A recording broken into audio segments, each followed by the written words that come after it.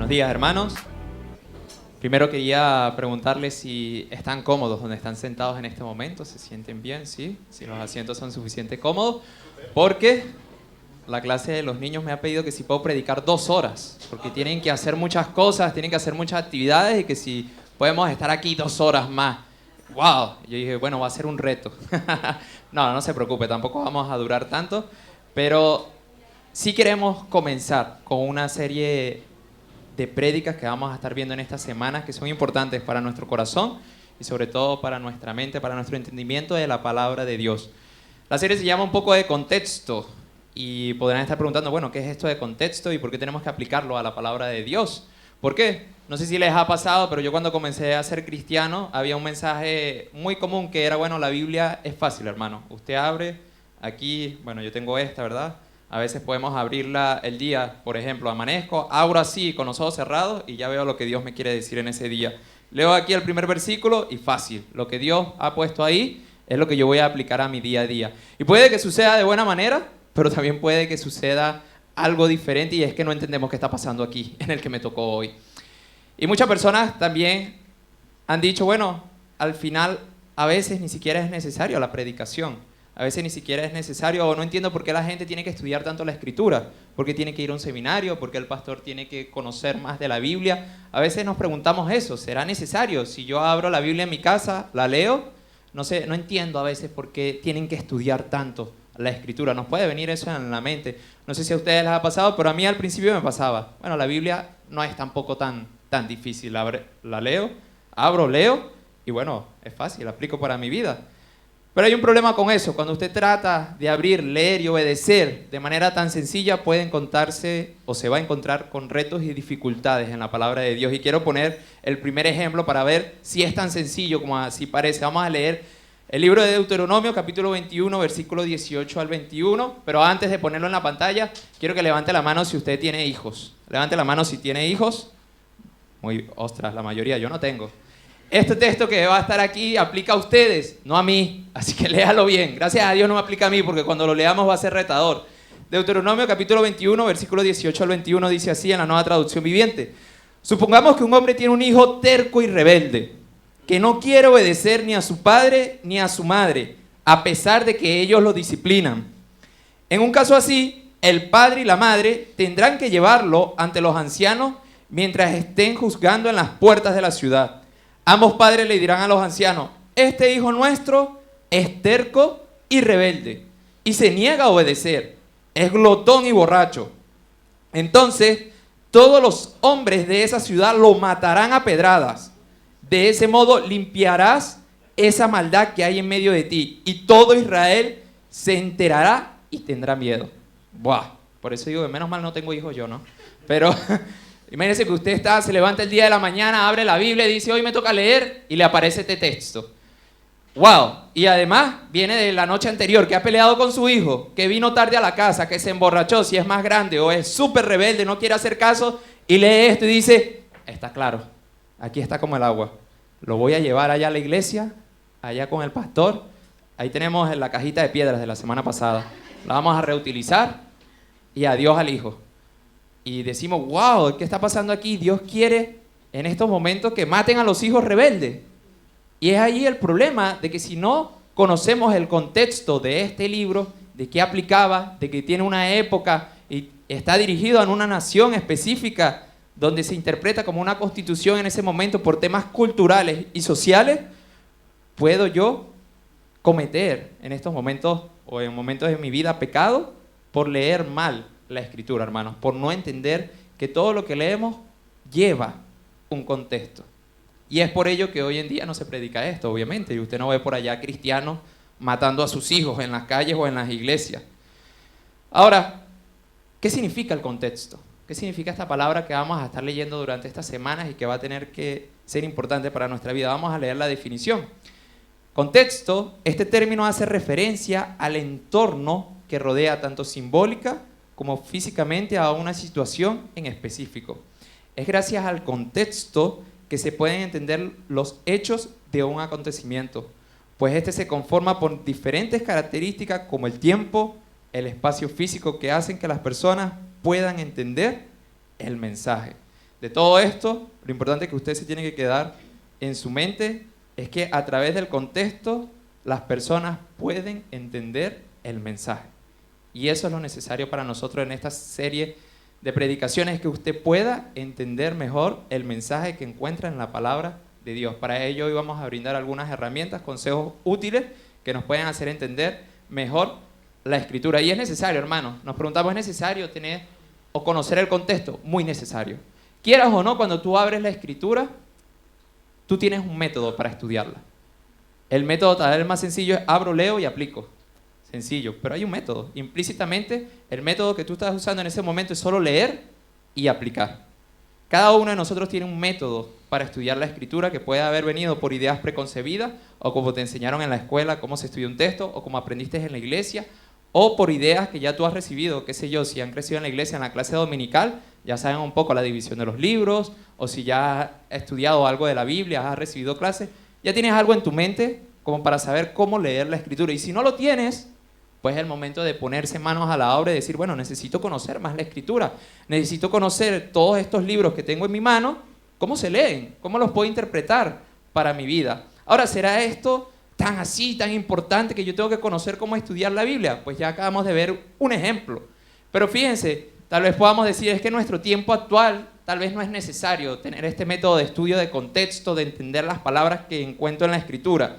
Y vamos a poner otro ejemplo, pero más actual. Por ejemplo, en el estudio del contexto de la Escritura nos encontramos con palabras interesantes que tienen diferentes significados. Si está en el Antiguo Testamento, puede estar escrito en hebreo, lo más seguro. Si está en el Nuevo, entre arameo y griego, que está escrito, pero también puede ser significado en arameo. Y bueno, tenemos la bendición que la encontramos en español en este momento, porque hay sociedades bíblicas que han podido traducir la Escritura y han tratado de dar el mejor contexto para nuestro lenguaje actual. Pero hay palabras difíciles. No sé si a ustedes les ha pasado que encuentran palabras difíciles en la Biblia y tiene que usar diccionarios bíblicos en ese sentido. Ahora, en nuestro día a día también hay palabras difíciles, hermanos, y va a depender del contexto. Tenemos que entender que hay cultura y tiempo en cada uno de los libros. No es lo mismo el libro de Génesis, que fue dirigido a los israelitas en el tiempo de Moisés, que fue escrito en el tiempo de esos inicios del mundo, a las cartas que encontramos en el Nuevo Testamento, donde ya hay personas con un bagaje, con una historia, con una sociedad un poquito más actualizada. Ahora, en nuestro día a día puse 3 palabras interesantes que vamos a ver su contexto y sus definiciones. Fíjese, puse coger, cacho y palo. Ay, qué interesante. Levante la mano si usted viene de Latinoamérica. Muy bien, unos cuantos, ¿no? Levante la mano si usted es de aquí, de España. Otros cuantos, ¿no? Fíjese, la primera palabra que puse es coger. Porque es una palabra, hermano, interesante, tanto para Latinoamérica, tal vez para los de España aquí no tanto, pero para nosotros es súper interesante cuando llegamos a España. ¿Por qué? Porque en España significa coger, tomar algo con tus manos. Por ejemplo, un papá le puede decir a su hijo, hijo, coge ese libro, ayúdame a coger esa mesa y levantarla. También puede significar comprar algo. Me he cogido un coche nuevo. ¿Te has cogido al final el viaje que querías? Hombre, sí, claro. Puedes reunir y cogerme el viaje. También puede significar coger el teléfono, es decir, responder una llamada. Le he llamado, pero no me ha cogido. Puede también significar eso. Ahora, hermano, si usted tiene entre sus planes viajar a Latinoamérica, le voy a pedir que no use la palabra. No se le ocurre en su vida usar esta palabra como la usa usted acá. No, elimínela de su vocabulario cuando viaja a Latinoamérica. Porque coger en Latinoamérica es tener relaciones sexuales con una persona. Imagínese usted que le diga a una persona, oye, qué sé yo, cógeme a tu hermana aquí, que necesito hablar con ella. ¿Cómo? ¿Qué? Entonces, es la misma palabra, pero significa diferente en Latinoamérica que en España. Y ven la importancia, cuando uno viaja a Latinoamérica o a un país nuevo, oye, voy a estudiar un poquito, aunque es el mismo idioma, a ver qué palabras diferentes puedo tener. Y puede ser con el español, el inglés, el alemán, cualquier otro idioma. Hay palabras que en regiones significan diferentes a como tú las has aprendido. Igualmente, cacho. Esta palabra tiene muchísimos significados dependiendo del país, pero también dentro de un mismo país. Por ejemplo, en América Latina lo utilizamos como momento o rato. Espéreme un cacho. Aunque en España también puede ser una porción de algo. Me he comido un cacho de pastel. Sin embargo, y esto va en mis investigaciones, yo no he ido a todos los países, así que hay aquí un errorcito, me disculpa. Sin embargo, en Chile según lo que he leído, se usa para describir objetos que ya no sirven. Por ejemplo, estos juguetes ya son un cacho. O para referirse a los cuernos de un animal. ¿Qué cachos tiene ese ciervo? En Ecuador, si te encuentran un cacho, te están contando un chiste. Aunque también pueden estar contándote una mentira. Impresionante. Y en Venezuela, si te montan cachos, hermano, es que te han sido infiel. Entonces, imagínense, ¿qué significado con una sola palabra? Y por último puse la palabra palo. Palo es comúnmente conocido como un tubo alargado, normalmente de madera. Sin embargo, se utiliza para otras cosas muy diferentes en países de Latinoamérica. En Argentina, un palo es un golpe muy fuerte. Menudo palo se dio ese auto. Pero también lo utilizan tanto allí como en Colombia para referirse a una cantidad de dinero puede ser superior al millón. Ganó un palo en la lotería. Si tengo 3 millones de pesos, pues tengo 3 palos. En Venezuela ya estábamos usando esa palabra también así. En Puerto Rico o Venezuela, si te dan un palo de alguna bebida, te están ofreciendo un trago. Y créeme que suave no será. Por ejemplo, el whisky, cuando las personas mayores quieren servirse en whisky, dice, sírveme un palo, o voy a tomar un palito. Y es un whisky, es una bebida fuerte. Donde más significado, según la investigación, tiene esta palabra es en España. Si algo le da palo a un español, le da vergüenza. Me da palo hablar con ella. Aunque también puede ser una desgracia o una muy mala noticia. Por ejemplo, se murió su abuelo. Vaya palo, no me lo esperaba, ha sido un palo. También usan esta palabra para referirse a algo con un precio excesivo. Normalmente puede ser un servicio. Fuimos a cenar y menudo palo nos dieron. Eso ya lo tenemos más acostumbrado hoy en día. Entonces, comprendiendo este múltiple uso de palabras, ¿será importante o no entender el contexto del lenguaje que estamos leyendo? Yo creo que es muy importante. Si tú lees un escrito de Latinoamérica y no tienes este contexto, por ejemplo, una poesía de Venezuela, pues va a haber el mensaje, puede que no lo entiendas como el autor quiere que lo entiendas, o aunque sea el mismo idioma, puede que no comprenda, ostras, ¿por qué se pone esta oración aquí? ¿Por qué él pone este significado acá? Y es porque hay un contexto que está en su mente de cómo o qué significa esta palabra en ese momento. Y hermanos, lamentablemente en nuestra sociedad cristiana muchos han engañado a personas de un corazón sincero, de un corazón que quiere conocer a Dios, los han engañado con la misma palabra de Dios. ¿Por qué? Porque al no entender un contexto, al tú no entenderlo, al ser ignorante, no diciéndolo de manera despectiva, sino ignorante que ignoramos a veces, ¿qué significa este libro en la Biblia? Al ser ignorantes, somos propensos a ser engañados más fácilmente. Cuando tú no entiendes algo, pasa por ejemplo cuando tú vas a pedir un coche, cuando vas a pedir el préstamo de un coche, ¿cuántos papeles no te dan para firmar? Bueno, yo no he firmado un coche, pero me han dicho que son varios. Y ahí tienes las cláusulas, ahí tienes intereses, que si el TAE, el TIN, el no sé qué, y tú te pones a leer eso. Si no tienes cultura financiera, si no sabes qué significa, ¿qué vas a hacer? Lo lees rápido y firmas. Y después, como acabamos de ver el contexto de la palabra, ¿verdad? Te dan un palo en la cuenta bancaria. Ostras, ¿y cuánto me están deduciendo? Y te pones a los años, ¿y cuántos intereses he pagado? ¿Por qué? Porque leímos el contrato, pero no lo entendimos. No preguntamos, no investigamos. Y mucha gente sufre por eso, por no entender lo que está leyendo. Firmas sin conocer el contexto de ese contrato, las palabras, los significados.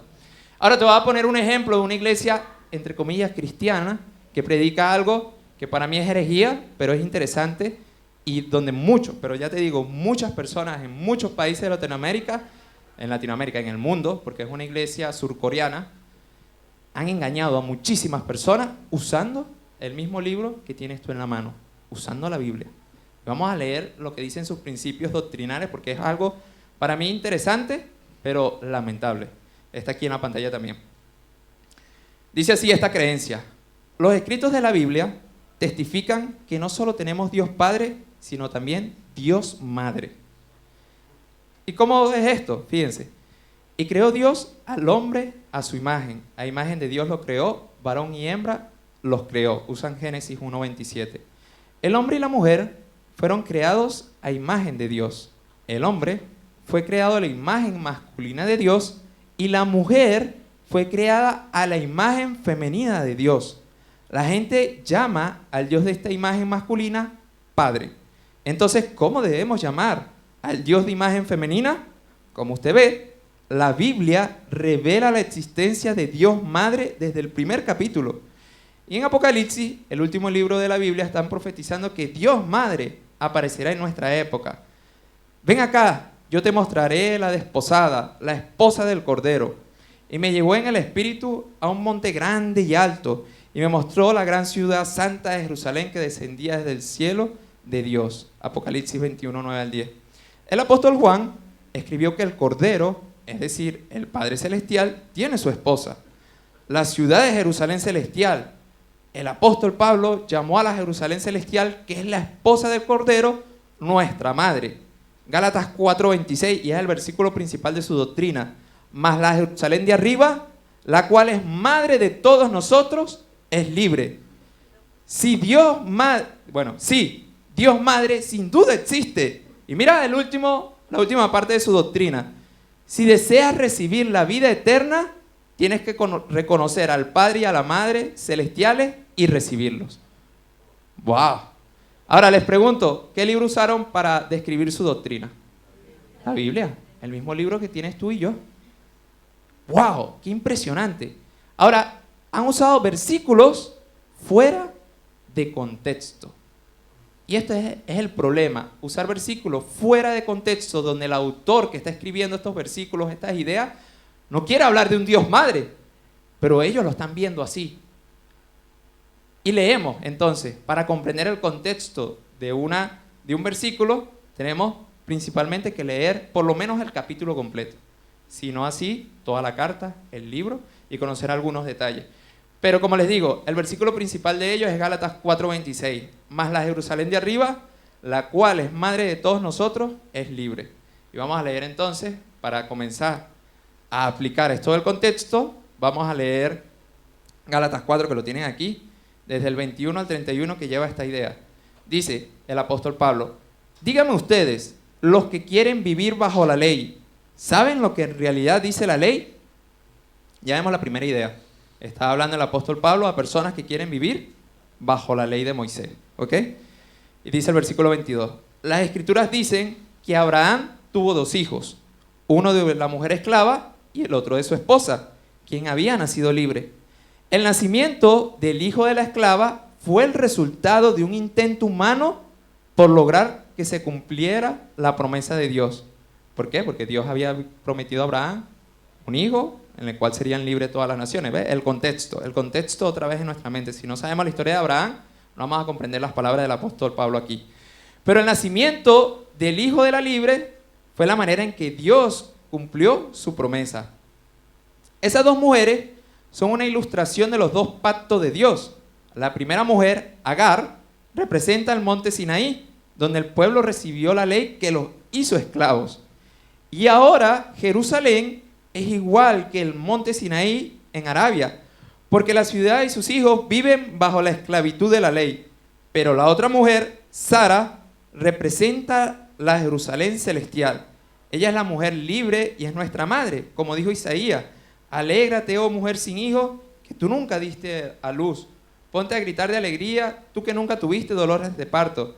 Pues la mujer desolada ahora tiene más hijos que la que vive con su esposo. Y ustedes, amados hermanos, son hijos de la promesa igual que Isaac. Pero ahora son perseguidos por los que quieren que cumpla la ley, tal como Ismael, el hijo que nació del esfuerzo humano, persiguió a Isaac, el hijo que nació por el poder del Espíritu. Pero ¿qué dicen las Escrituras al respecto?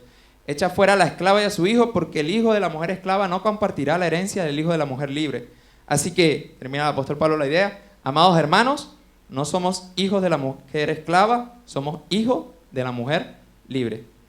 Significa que no estábamos bajo la ley de Moisés, sino bajo la gracia de Dios. Es la idea que está llevando Pablo a una iglesia que está siendo azotada por personas que querían que volvieran a la ley de Moisés. Ahora yo digo, leyendo desde este versículo que lleva la idea del apóstol Pablo, ¿quiere hablar él de una diosa madre?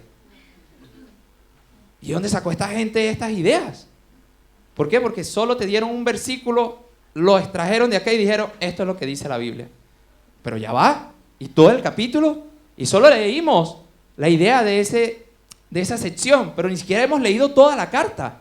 ¿De verdad Pablo quiere hablar de una diosa madre? En ninguna manera. Ahora, ¿qué nos podemos dar cuenta cuando las personas hacen esto? De agarrar un versículo, o coger, ¿verdad? Como decimos en España. De coger un versículo y dar una idea, dar una enseñanza sobre esto fuera de contexto. Bueno, hermano, cuando uno estudia un poquito, esta idea se llama eisegesis. Eisegesis, lo tienen aquí en la pantalla y vamos a leer la definición. La definición de la eisegesis es el proceso de interpretar un texto de tal manera que el lector, fíjese aquí, el lector introduce sus ideas generalmente de manera subjetiva. Subjetiva es que es la idea mía. No es objetivo porque no es algo que está en el texto, es algo que yo quiero ver dentro del texto. Una interpretación específicamente de las escrituras que refleja las ideas personales o el punto de vista del intérprete.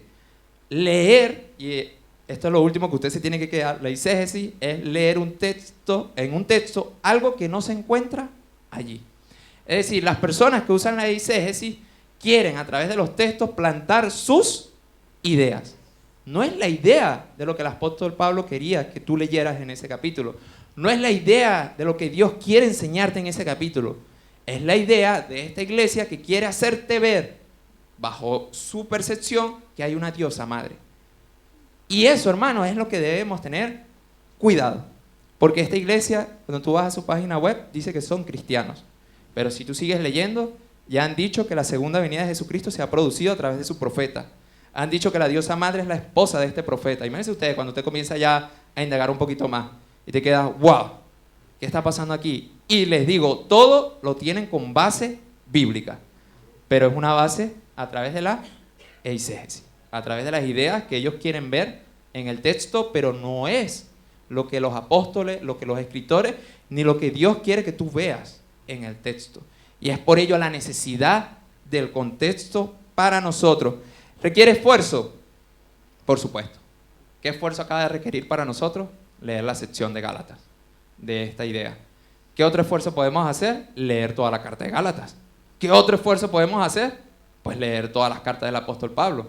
Y en consecuencia hacer el esfuerzo de leer todo el Nuevo Testamento para comprender la idea que llevan los autores. Requiere un esfuerzo. Requiere que tú pongas de tu parte, que investigues, que preguntes, que puedas informarte más de las ideas que tienes en este momento sobre el cristianismo o sobre doctrinas. Doctrinas es enseñanza, ¿okay? Cuando se usa esta palabra. Doctrinas que has sido enseñado, que has leído, que has visto, que has escuchado. ¿Por qué? Porque también hay iglesias, como le digo, cristianas, como pasa en esta, que parte de sus enseñanzas están alejadas de lo que Dios quiere en la Escritura, que tú comprendas, recibas y veas. Es decir, debemos ser cuidadosos. Y hay yo les traje este ejemplo de esta iglesia surcoreana porque en Venezuela me tocó hablar con un muchacho que asistía a esta iglesia. Y en ese momento estaba fungiendo como evangelista de la iglesia y me dice un hermano, un muchacho de la universidad, tendrá ya 19, 20 años, y me dice, tengo un amigo que es cristiano, pero una iglesia rara, yo no comprendo, vamos a hablar con él. Venga, hermano, vamos a hablar con él. Me siento con él en un centro comercial a estudiar la Biblia, él abre su Biblia y, hermano, fueron 20 minutos que usó versículos de memoria, pero una cosa impresionante. O sea, era agarrar la Biblia y decirle aquí Gálatas 4:19 conmigo, pam, pam, ahora lee Génesis aquí, ahora lee esto aquí, y hacía los saltos, pero una cosa, o sea, yo de verdad admiraba la habilidad de ese joven de haberse memorizado 20 versículos para dármelos en ese momento. Memorizó 20 versículos que me los hizo leer en la Biblia, pero el salto lo hacía de Antiguo a Nuevo Testamento, cartas, o sea, eran saltos muy rápidos. ¿Y qué pasaba en ese momento que él estaba haciendo? Había sido enseñado a ver versículos fuera de su contexto.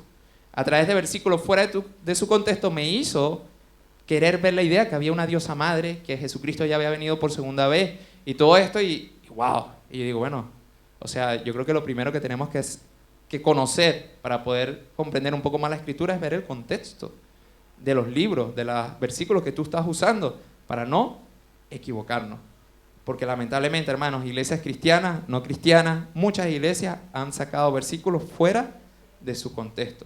Esto quiere decir que debemos alejarnos de las Escrituras porque son muy difíciles, Gustavo. Yo no puedo entonces leer. Ya no voy a levantarme en la mañana y leer la Biblia porque si no me va a confundir, ya no puedo hacer nada. Claro que no. Hermano, nuestra idea tampoco es que te alejes de la Escritura, pero sí que le pongas la seriedad que hay que ponerle cuando leemos la Escritura. Fíjense, quiero traer el ejemplo que cuando el apóstol Pablo estuvo predicando, Hechos capítulo 17, versículos 10 y 12. Dice así: esa misma noche los creyentes enviaron a Pablo y a Silas a Berea, que era una región. Cuando llegaron allí, fueron a la sinagoga judía, que era lo que Pablo hacía en primer lugar. Los de Berea tenían una mentalidad más abierta que lo de Tesalónica. ¿Por qué? Porque habían ido a Tesalónica y lo rechazaron. Y escucharon con entusiasmo el mensaje de Pablo. Y fíjense aquí el ejemplo de los hermanos de Berea, o de los creyentes en ese momento judíos de Berea. Día tras día examinaban las escrituras para ver si Pablo y Silas enseñaban la verdad.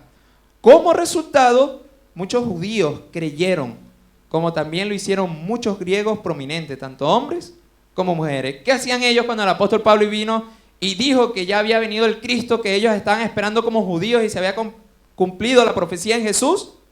No lo rechazaron en un primer momento. Dijeron, bueno, a ver, vamos a investigar si es verdad esto. Vamos a leer otra vez las escrituras, vamos a examinar qué dice el pacto que nos ha dado Dios a través de Moisés, a ver si de verdad Cristo o Jesús en este momento es el Cristo para nosotros. Y como dice aquí el libro de los Hechos, como resultado muchos judíos creyeron. No fue ellos y dijeron, no hermano, eso está muy difícil allí. Entonces imagina, tengo que desempolvar los rollos, porque eran rollos como hemos hablado aquí, era rollo que había que desempolvar, leer y estudiar. No es el libro aquí que tenemos nosotros más fácil.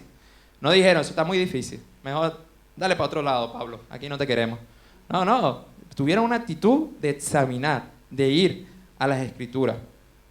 Pero nosotros como cristianos en este momento debemos entender que la Biblia contiene diferentes tipos de literatura, lo que incluye historia, leyes, poesía, canciones, literatura de sabiduría, profecía, cartas personales y literatura apocalíptica.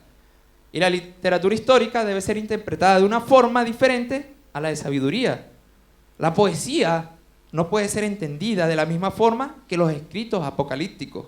Una carta personal, mientras que para nosotros tiene un significado en este momento, para las personas o los receptores originales tenía otro. El reconocer que la Biblia tiene diferentes géneros, hermanos, es vital para evitar la confusión y malos entendidos. Y en consecuencia, que seas engañado. Y todo esto forma parte del contexto de las Escrituras. Ahora, ¿qué hacemos cuando nosotros vamos a la Escritura? Bueno, debes tener en tu mente estas ideas que puse acá. Fíjese bien el dibujo que tenemos aquí de un río. Este lo hice yo, por cierto, me quedó bien bonito. Pero dice, en una esquina, ¿dónde está la esquina? Aquí. En esta esquina tenemos el mundo bíblico. Allá, esta hermosa imagen de arte por allá. Y en esta de acá tenemos el mundo actual. ¿Ok? Y este es el río que nos separa.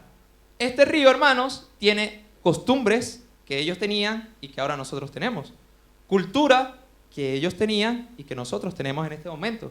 Lenguaje que ellos usaban y lenguaje que ahora nosotros usamos. Tenían una época, obviamente diferente, a la que nosotros tenemos en este momento. Tenían un pacto donde estaba regido el Antiguo Testamento y nosotros tenemos otro que estamos también regidos en este momento. Y tenían una situación muy diferente a la que nosotros tenemos en este momento. Esto es vital que nosotros podamos tener en nuestra mente a la hora de ir a las Escrituras. Hay cosas que nos separan de los receptores original a como somos nosotros. No significa que el mensaje no es para nosotros también, pero es necesario que tú tengas esto en mente. ¿Por qué? Porque al cruzar de acá a allá, podemos cometer errores si no sabemos estas cosas. O cuando nos quieran llevar de acá para allá, a través de enseñanza, pueden llevarnos al error, al desvío de las Escrituras con muy buena intención. Porque este muchacho, quien yo estudié, que tenía 20 años, no era una mala persona. No estaba robando, no estaba matando a nadie. Creía que estaba haciendo lo correcto con la Biblia en la mano. Con 20 versículos que tenía en su memoria, creía que estaba en lo correcto. Y tenía un corazón sincero, pero estaba desviado del mensaje de Dios. Salmo 119, versículo 103, dice así: qué dulce son a mi paladar tus palabras, son más dulces que la miel. Tus mandamientos me dan entendimiento. Con razón detesto cada camino falso de la vida. Tu palabra es una lámpara que guía a mis pies y una luz para mi camino. Qué hermoso este salmo. tus palabras es más dulce que la miel. Es una guía, es una lámpara que alumbra mis pies en mi camino. Y es esto, la Biblia es esto, es la palabra de Dios, es esto. Es más dulce que la miel, guía mis caminos. Y cuanto más la entiendas, cuanto más comprendas su mensaje, más te vas a enamorar de ella. Pero tenemos que tener cuidado. Hay unos consejos que puse para comprender mejor la Escritura. Número 1, entiende el género del libro que estás leyendo. Es necesario que conozcas si es apocalíptico, si es poesía, si es un narrativo, si es una carta. Comprende el género. Si no sabes qué género es, pregúntale a tu pastor por allá y él te puede decir muy bien qué género es la Escritura. Lee el capítulo entero del versículo para comprender la idea que está llevando el autor. No te quedes solo con un versículo que han cogido de la nada. Lee qué quiere decir el autor en todo el capítulo. Si es posible, en toda la carta, que es el tercer punto. Si es posible, lee el libro, la carta completa para entender aún mejor esa idea. Yo te recomiendo que leas al menos 3 versiones diferentes para ver sinónimos usados por las sociedades bíblicas diferentes. En mi caso, yo uso la Reina Valera de 1960, que es la que la mayoría usa, la Biblia de las Américas y la Nueva Traducción Viviente, que es la que uso para predicar. Escoge 3. Si no sabes cuáles 3 son mejores, pregúntale también allá a tu pastor y él te puede ayudar. Ahí lo voy a lanzar todo por allá. No tengas miedo de preguntar, hermano. Y esto es muy importante. No tengas miedo de preguntar. Hay dudas. Hay cosas difíciles en la palabra de Dios. Hay muchas fáciles y amorosas, pero hay difíciles. ¿Por qué? Porque Dios es diferente a nosotros, es eterno, es celestial, es algo impresionante y a veces ha puesto cosas en su palabra que se nos dificulta. No tengas miedo de preguntar a personas que han estudiado, que tengas confianza, que estén dentro de tu iglesia, cómo se interpreta este versículo, qué quiere decir aquí el autor, por más que lo lea y lea la carta, no entiendo. Hay que tener honestidad cuando no entendemos. Hay muchas cosas que yo no he entendido en la palabra de Dios, pero investigando pude comprender. Encuentra recursos como comentarios o diccionarios bíblicos que los pastores te puedan ayudar, te puedan recomendar, recursos que puedan ayudarte a estudiar mejor la Biblia. Oye, ¿qué comentario hay del Nuevo Testamento que tú me recomiendes, Pablo, que pueda ayudarme para entender mejor la Escritura? ¿Qué diccionario bíblico usas tú? Hoy en día, a través del internet, no tienes que comprar libros como estos. Lo puedes descargar en tu ordenador y buscar los versículos, buscar las palabras y comprender mejor. Yo te recomiendo, si no has leído mucho la Biblia, comienza con los evangelios y las epístolas, porque es lo más sencillo de entender. Son mensajes sencillos. Jesús habla con palabras sencillas en la mayoría de los casos que llegan a nuestro alma. Y por último, mi último consejo es ten cuidado del internet. Ten mucho cuidado a quien estás escuchando. Ten mucho cuidado. No significa que no lo escuches, pero sí, ten cuidado a quien estás leyendo, a quien estás viendo, a quien estás escuchando. Porque hay personas, como te digo, de corazón sincero, pero que han confundido el mensaje de la palabra de Dios. Y nosotros tenemos que tener cuidado de qué recibimos, compararlo, leer todo el capítulo, preguntar, oye, hermano, ¿será esto así? Esto que aprendí en internet, esto que leí de tal pastor, esto que estudié, ¿será esto así? ¿Cuál es tu idea? ¿Cuál es tu...? Preguntar, hermano, es importante. Y solo quiero dar una advertencia para mí. Imagínense, una advertencia para mí, pero también para los que enseñan la Escritura. No lo puse acá, pero dice Santiago capítulo 3, versículo 1. Amados hermanos, no muchos deberían llegar a ser maestros en la iglesia, porque los que enseñamos seremos juzgados de una manera más estricta. O sea, es cuidadoso enseñar de la palabra de Dios. ¿Por qué? Porque estás guiando al pueblo quien Jesús rescató con su sangre. Estás guiándolo a través de la palabra de Dios, estás dejando que Dios los use, pero lo que estamos exponiendo acá. Y debemos nosotros tener mucho cuidado. Para ello, quiero que sepas que nosotros cuando armamos una serie, cuando estamos estudiando para dar una predicación, una clase, pasamos horas, días, semanas estudiando, viendo las palabras, viendo qué versículos usar, que estén dentro del contexto de la idea que queremos llevar, ver que no nos estamos desviando, que no estamos poniendo eisegesis ahí, que no estamos poniendo nuestras ideas, lo que queremos ver en el texto, que no está allí.